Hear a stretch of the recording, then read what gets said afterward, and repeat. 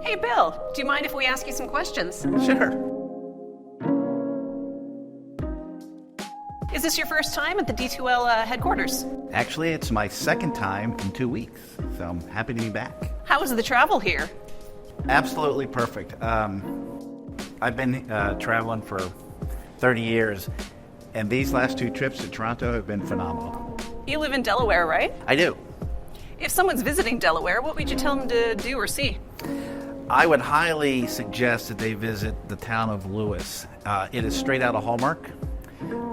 Beautiful shops, wonderful restaurants, gorgeous views of the ocean.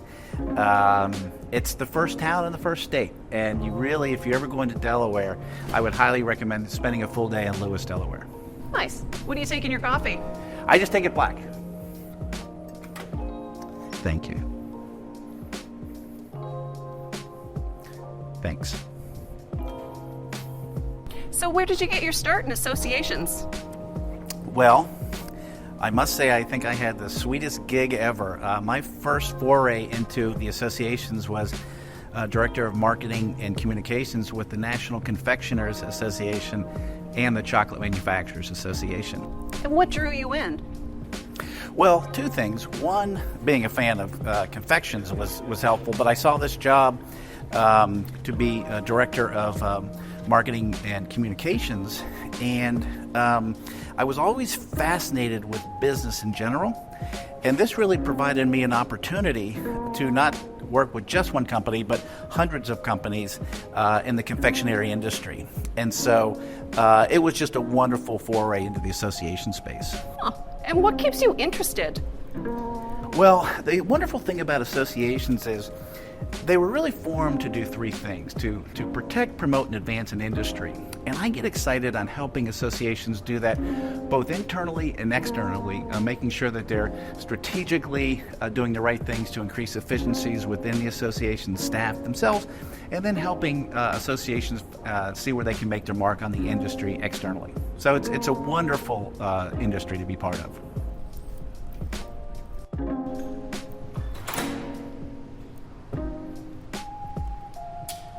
Now, what's the best piece of advice someone gave you early on in your career? That's a very good question. My boss at the Confectioners Association told me that he said, one idea can change the world. So always stay curious and keep learning. And that has always resonated with me, that if you do have an idea that you think is relevant, to go ahead and follow that idea and work with folks and collaborate with others to see if it'll happen. Because if you don't, it's really a wasted opportunity to make your mark. What's the best piece of advice you'd share with someone today? Well, I had a old football coach once told me that well done is better than well said.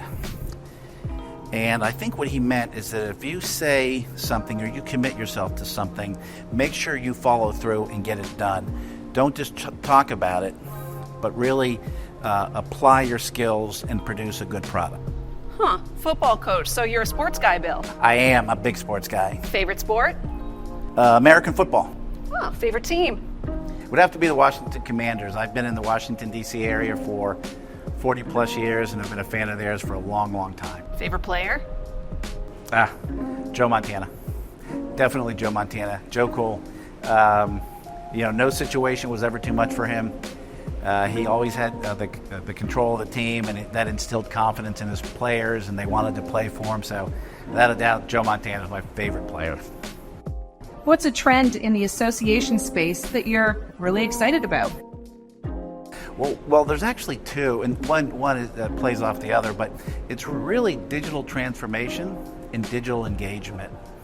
And I think this is, with all the technologies available today, it's really opening great opportunities for associations to really reach a wider audience, provide products and services when their members need them, how they want to get to them, and when they need them. And so I think with this digital transformation, that associations are going to be a huge beneficiary of this technology movement.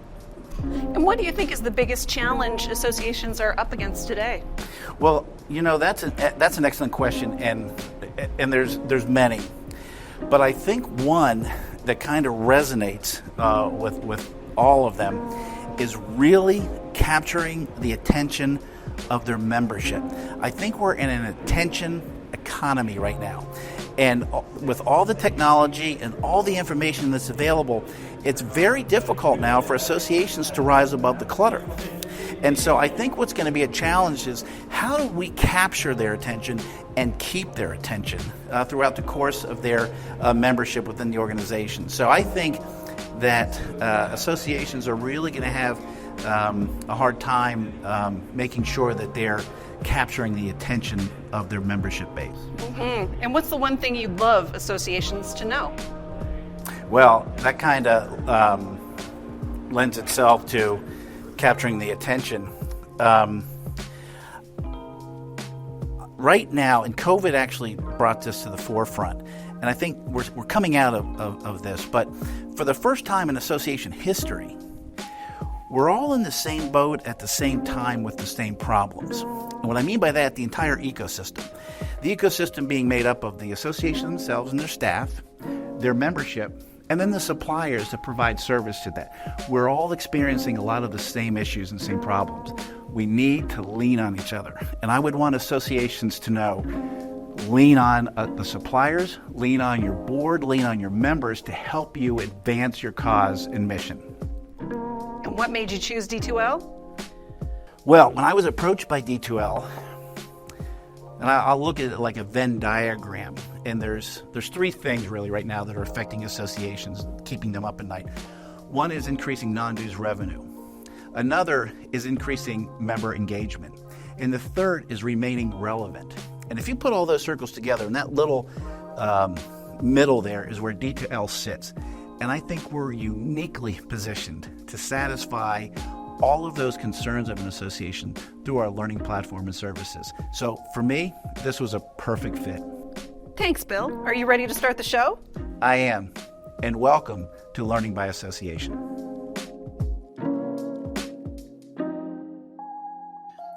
Today we have a very special guest joining us to shed light on the journey ahead for associations. We're honored to have Tracy Folkes Hanson, the CEO of CSAE, as our guest. Tracy brings a wealth of experience and insight into the intricate landscape of association management, and she'll share thoughts on the topics that is at the forefront of every association's leader's mind. The roadmap for associations, where we've been and where we're headed. Associations play a vital role in connecting professionals, advancing industries, and fostering collaboration. However, as Tracy will illuminate, associations are facing a tidal wave of change. Membership demographics, member expectations, staff turnover, emerging tech.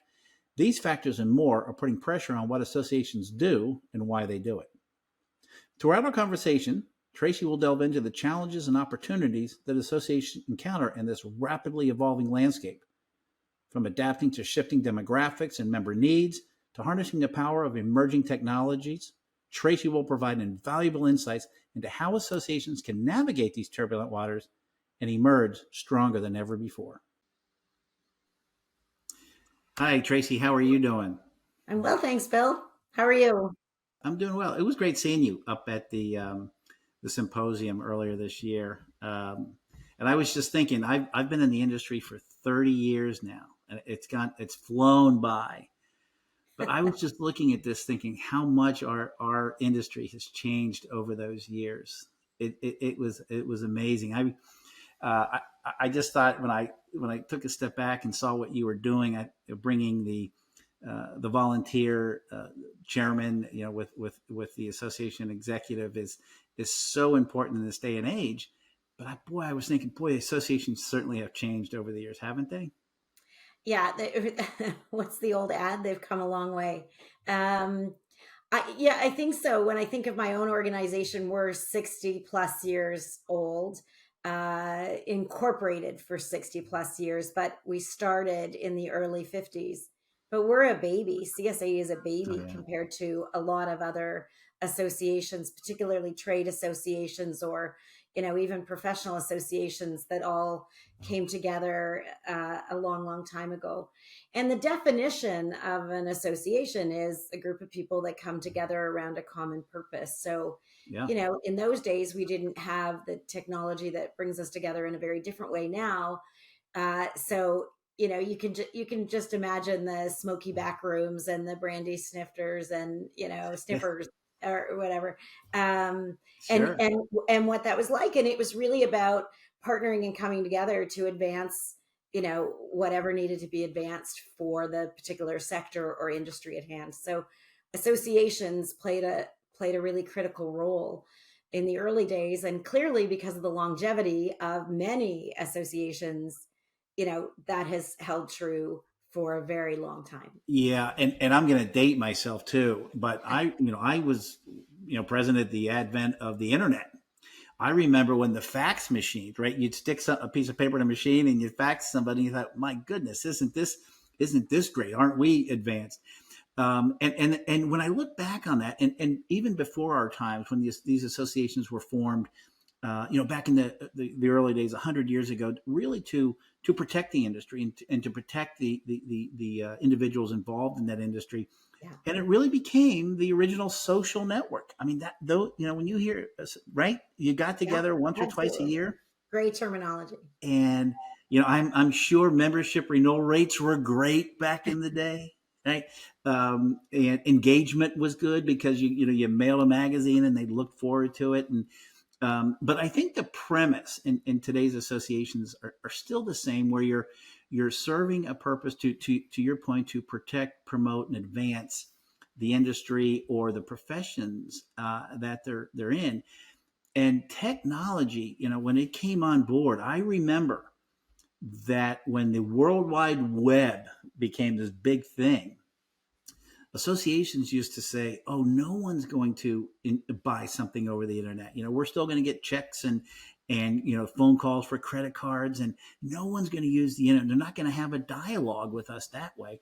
And lo and behold, that certainly changed things, right? The technology on how associations were collecting money and engaging with their members. And I'm sure you're probably seeing, experiencing some of that now with the associations, the members of your organization too. I mean, do you see that at some of your meetings and conversations? Are you hearing, how do we stay ahead of this technology curve to make us relevant? Well, I think what's really interesting is, you've got to look at different points in time. So, no comment on where I was when I first saw a fax machine, or, if I'd worked before I ever saw a fax machine. Understood.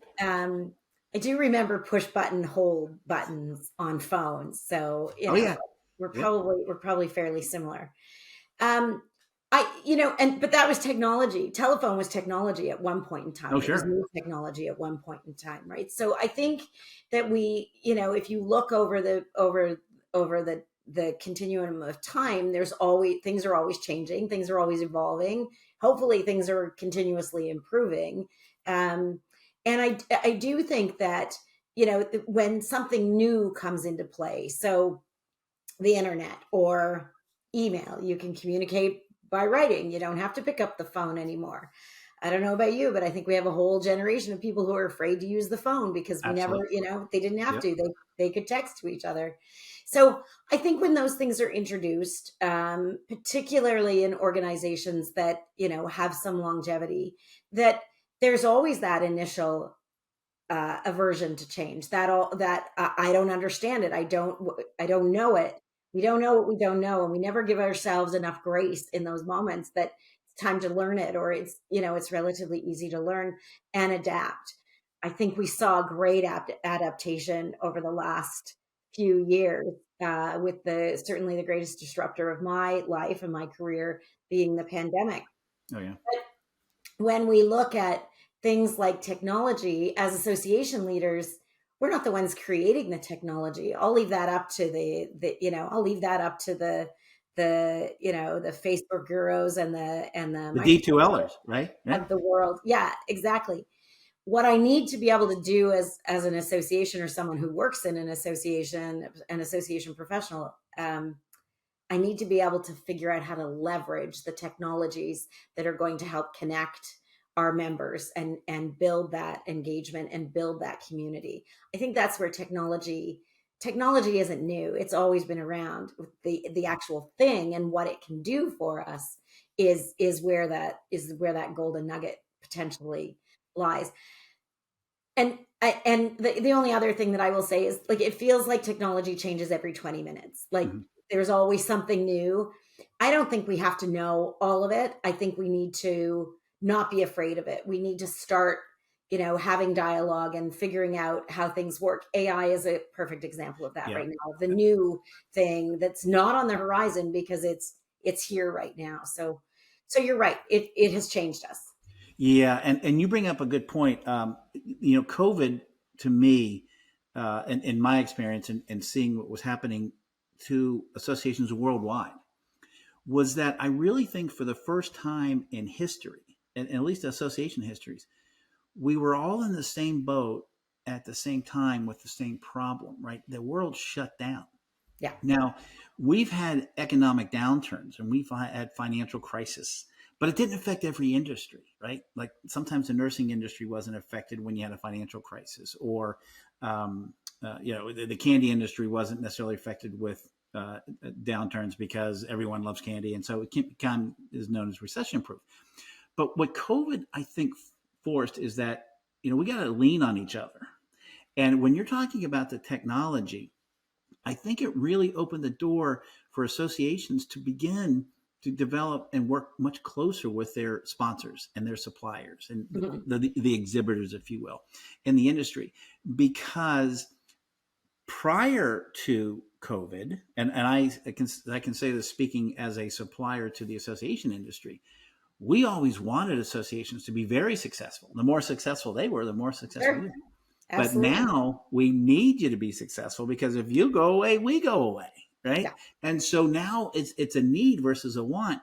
And I think with technology, you're right. There is so much technology happening in the association space that affects every department, right? Accounting, marketing, communications, events, with augmented reality. So I think instead of associations who now, because of COVID, and this is kind of true, I think, in the history, have always been asked to do more with less, right? Because although budgets changed during COVID, and even staffing changed, membership expectations didn't. And how do you provide those offerings with less? And I think that's where the suppliers are raising their hand saying, how can we help? Yeah. And sometimes it's tough for an association exec to say, I would love your help. I'm just too busy. And so that's where I think the suppliers have to become smarter and say, here's where we can help you. But I think now what's happening is, I think organizations have to begin to look to that supplier community for assistance. And I mean both time, material, and offerings, and not necessarily, as if we do this, we want to be the exclusive sponsor. I really think that association executives need to begin those conversations more with those suppliers, and how can you help? And I don't know if you're seeing that with your members, or even with CSAE itself, but I'm convinced that the suppliers would be there to help, and that really formalizes that community much better. Yeah. I couldn't agree more. I think that it is, I use the word partnership a lot. I don't think it's a word that could ever be overused, because we develop relationships and relationships turn into partnerships and sort of vice versa. But I think it is that relationship between the association and the businesses, the suppliers, the vendors that support the work of associations. There's knowledge there. There's knowledge that can be, beneficial to both sides. I don't think it's just about, selling a widget or a product or a service. I think it really is. I go back to my days, I've spent a lot of time in the communications arena. spent a lot of time the first half of my career in the corporate sector, and spent a lot of time as a sponsor of worldwide global events, etc. And, we always used to joke that at MasterCard, the reason we sponsored the NHL in Canada, we sponsored it in North America, but in Canada, we led the sponsorship because it was about creating the emotional connection that fans had with the game of hockey, and then would have naturally an affinity with a product that was aligned to the thing Mhm. that they're most passionate about. And I think that associations do that. Members join associations, or did in the beginning join associations, because there was a need. There was then an emotional connection that was built. Then there was community that was built.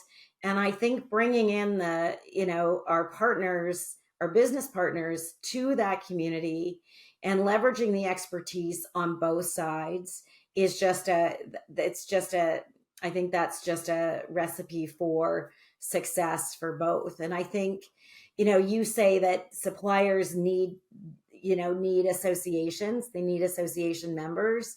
Associations need members. If I don't have members, then I don't have anything for the supplier. So it's quite it's quite triangulated, right? That we're all in it together. Right. And I think having open dialogue and working collaboratively and making sure that there's, that the association understands what it is that the business partner is trying to achieve, and the business partner understands what's driving the association and what the true mandate is of the association. There's magic in that Oh, interconnection. I Yeah. agree.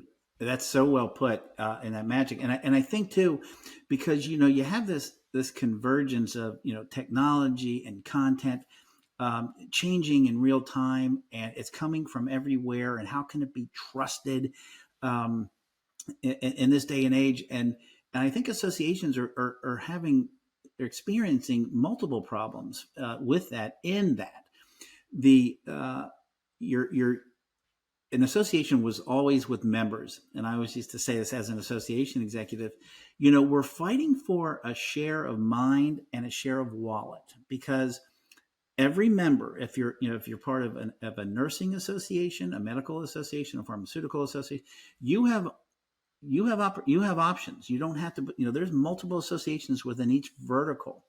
And every association, like the old saying is, if you've seen one association, you've seen one association. They're not all alike. Right. Every one of them operates differently, even if they're all involved in nursing and the like. But you have all of this convergence, and you're fighting for a share, like I said, a share of the mind, a share of the wallet.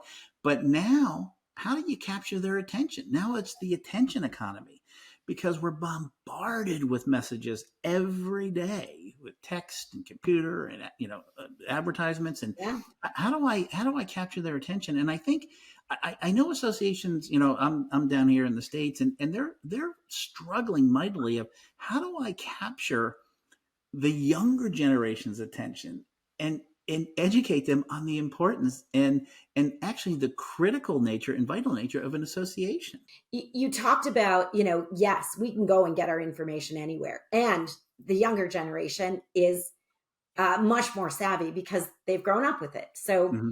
it's no different than I grew up with I was talking about the push button, the hold buttons on the bottom of the phone.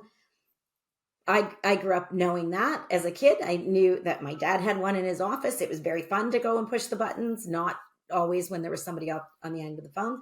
But my kids grew up with the internet. So my kids grew up in an era of social media. So they know how to use everything. So we have to be, I believe that as associations, we have to be aware of what the next generation of talent Mm-hmm. has access to. And the important message for associations, I think, is that, and you said this, that uh, associations have always held that place of having, or should hold the place of being, having information and knowledge that is reliable and credible and trusted. And I think that there's a lot of um, a lot of literature around younger professionals, hopefully written by younger professionals, and Yes. not then scrap the literature and start talking to the younger professionals. But I think they're more loyal to relationships. They're more Yes. loyal. They're more loyal to the connection. And so I think that's part of it. There will always be young doctors. There will be young Mm. lawyers. There will be young plumbers and carpenters and play therapists and, chocolate makers. So we, you know, they want to belong. It's not that they don't want to belong, but they want to be connected. They want to have a relationship, and I think that's our focus. And Sarah Sladek has talked about this a lot in terms of where young professionals will place their value.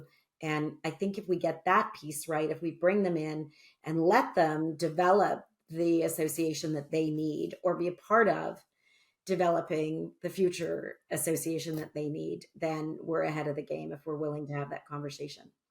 I think you're right. And you touched on something too. And this is where I think associations have a very unique opportunity to rise above the clutter. And I think that's, as I mentioned before, being that single source of truth, that the information we provide is trusted, accurate, and complete, right? It's coming from an organization of subject matter experts where, in essence, raw information can come into the organization, and a finished product goes out that has been vetted and researched and approved by subject matter experts. So it's not, Mm, and I think that to me is where associations can kind of cut through the clutter and say, hey, you might be getting information from this organization, or you might be getting information from this publication, but where is that information coming from, and who's putting that, and what makes them right. the authority? Because the association is the authority. And I think too, and you touched on something that is kind of the bane of an existence for almost every association is, members join an organization for one reason. It's just hard figuring out what that reason is, right? Mhm. Because you might join an organization, the same organization as I did, for a different reason. You might do it for education, and I'm doing it for networking, or what Right. have you. And the quicker you can find that out, the better. But when you're mentioning the younger generation, I think once they're exposed to an association, and particularly its members, I think it's both refreshing and comforting to them to know that, wow, these folks are going through the same things I am, and you can't find that anywhere else. You can't find it on a university because you might be the same age and have but they're not in the same world as you are. They're not experiencing the same. And I think too, if the younger generation, the younger professionals can understand that, hey, there's a whole group out there that can support you and help bring you through this industry together. I think that's positive. The hard part is for an association to capture that and disseminate that and communicate that Yeah. and capture their attention. Yeah. I think so. And I think, I think that cycle just continues, though. I think that, as you were saying that, Bill, I think about, okay, when I started my career, I know who my mentors were, and most of them were older than me. Most of them had more experience than me. Um, and I think that we look to that. I think now, the stage of career, the stage where I'm at, it's important for me to both have mentors that are older and have more experience than I do. I also think that I can benefit from mentors that are younger than me and are at a different place in a very different world than the world that than the way the world was when I started my career. And I do think it is all of that connectedness and making sure that, if we recognize that, if we recognize that learning comes in all shapes and sizes, and then I think we have an opportunity to do some great things. Yeah, I agree. And I think too, moving forward, I mean, we've talked about some great things about how associations continually serve their community. And now with some of the new concerns coming in for associations of the competition with technology and trying to reach and find the right language to reach that younger audience so they can sustain. I'd love to kind of start talking about, how do we get there? how do we help our associations move into this new realm, and particularly with the fears of AI and concerns and around that. But I think it'd be great to talk about some of the ways that how an association like CSAE can really be that lighthouse to kind of help associations move into this new world that's changing so fast. Yeah. So I'm always happy to share. My mother would say I'm nosy. I'm naturally curious is the way I say it. So I ask a lot of questions. But for us, just even what we're doing next week by bringing the team together with the board is learning and an opportunity that associations may not think of. We've talked about, do we, in terms of attracting the next generation, do we look at shadow boards, or do we look at opportunities like making sure that we're removing the barriers so that the next generation, or that so that we are fully inclusive and representative of our organization on our committees, in our volunteer opportunities, things like that. I think that we, whenever we have an opportunity to guide a team, there are some really important things that we can do there. I think in terms of, how we embrace technology has been around for a long time. It's normal. It's been normal for a while. It always evolves. And I think as we go forward, the how do we get there and the what do we do? I know for CSAE, I just said it, coming out of the membership trends report, one of the things was establishing and communicating, I know you mentioned that earlier, our member value proposition. So we're going to spend some time on that. I think everybody should. I think every association should. Because it's in that it crystallizes what your purpose is. And if you know what your purpose is, you can articulate that to your members. It's not just about the features of membership. And yes, that's an important part of it. If you read the report, people join because of benefits like insurance benefits or cost savings benefits. They join for education, which is a product and a service. But what is the benefit that they get from that? So if I take a course, if we convince members to take a course and they learn something new, taking the course is the feature that we offer, which is our job. But the benefit is, what do they learn from it? And that's the language. And so if I read an article in a magazine and I learn something new, the benefit from me the feature is the magazine, but the benefit is what I've learned from it. If I go to conference and I meet 3 people that I didn't know before, but I can now rely on them as part of my support network, that's the benefit of being a member. That's the benefit of being at conference. So all of those things, we tend to talk about, even when you look at the trends report, why do people join? Conference, education, whatever. Why they're really joining is what conference gives us, what education gives us, what, connecting with other people gives us. That's the language that we should be talking about. We talk about it at CSAE a lot. Our partners like Glenn Tecker, who offers the CEO Symposium or leads them for us, that's the approach that he takes. I know that's the approach that the Gerald Bram, who authored the membership trends report, takes. Sarah Sladek does as well. The whole idea of being member centric, or being, making sure that we're communicating to our members those benefits. That's how we do it. We have that and consistently. And consistently. Yeah, that's a good point. Yep. And we don't always get it right. I want to be really clear. We don't always get it right. I'm willing to try something always, and we'll keep shooting for it. But I don't think you can go wrong if you're consistently talking to your members. I agree. Well, Tracy, thank you very much. We talked a lot about how associations started and why they started, and how they've begun to really had to change with how the demographics and the technological landscape was changing. So I really thank you for that. That was some great information, and I'm really looking forward to our episode 2, where we're going to actually talk about how we can help associations move into this new frontier. Next time on Learning by Association. culture isn't driven. I mean, it's certainly supported by, and the tone is set by the leadership, but it's embraced, and then it really belongs to the people. Don't forget who you are and why you were formed, and Sure. you're still going to always be relevant in this industry. Yeah, I think that comes down to value proposition and making sure people that understand what that is, and that you can. It goes back to the elevator pitch, right? What's your 30 seconds? This is who you are, and it's not the 30 seconds when you're standing at the booth when people are coming by. It's your 30 seconds when you're at your barbecue on Saturday, and your friends say, "What is it that you do?" You've been listening to Learning by Association, a podcast where we delve into the ever-evolving world of associations and the challenges they face in navigating the currents of change. This episode was produced by D2L, a global learning innovation company helping organizations reshape the future of education and work. To learn more about our solutions, please visit www.d2l.com.